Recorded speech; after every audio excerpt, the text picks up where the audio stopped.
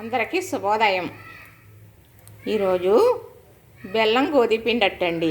మనం చపాతీ చేసుకుంటాం కదా, గోధుమపిండి ఆ పిండిది.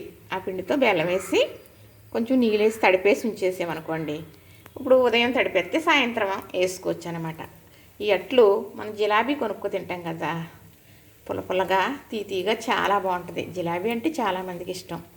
అలా ఉంటాయండి, చాలా బాగుంటాయి. బెల్లం గోధుమపిండి అట్లు చాలా బాగుంటాయి. మరి వేస్తున్నాను. ఈ బెల్లం ముక్క వేసేసామనుకోండి, చక్కగా నీళ్ళు వేసేస్తున్నాను.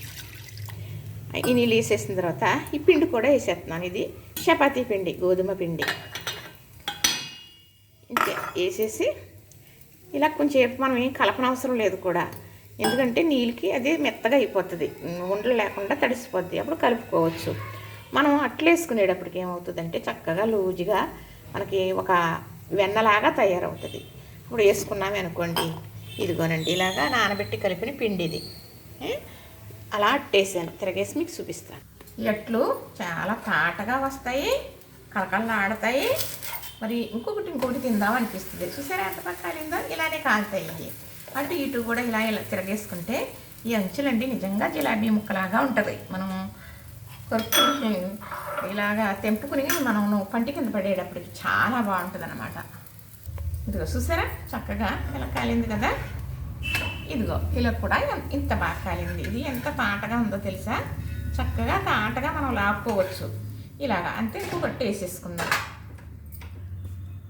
ఇంతేనండి బెల్లం గోధుమపిండి అట్టు. ఇది నూనె, పప్పు నూనె. చక్కగా మంచి రుచిగా కమ్మట స్మెల్ వచ్చేస్తుందండి. ఇది బెల్లం వేసేమేమో మరి మంచి బాగుంటుంది. చక్కగా కొంతసేపు చల్లారేటప్పటికి ఈ కొంచెం కరకలాడుతూ వస్తుంది అనమాట, కాలిపోతుందండి. చాలా అంటే రాత్రి నానబెట్టానండి నేను. ఇప్పుడు ఈ ఉదయానికి కొంచెం పులుపు కూడా వచ్చింది. దానివల్ల నిజంగా మనం కొనుక్కుని జిలాబీ తిన్నట్లుగా ఉంటుంది అన్నమాట. రుచి అయితే చాలా బాగుంటుంది. తీపి ఉంటుంది కదా. ఇంకా గోధుమపిండి నానబెట్టిన కదా చెప్పాను కదా.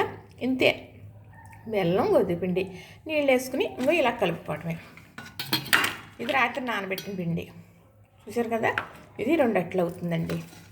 సాల్ట్ కూడా పెట్టాలి కదా, తీస్తాను మరి. చూడండి చూస్తే మరి ఇంట్లో ఏమీ లేవు అనుకుంటాం. గోధుమపిండి అయ్యి ఉందనుకోండి, కొంచెం బెల్లం ఉందనుకో, లేదు పంచదార అండి, అవి మర్చిపోయాను. నేనైతే పంచదార వాడను, కానీ పంచదార కూడా వేసుకోవచ్చు.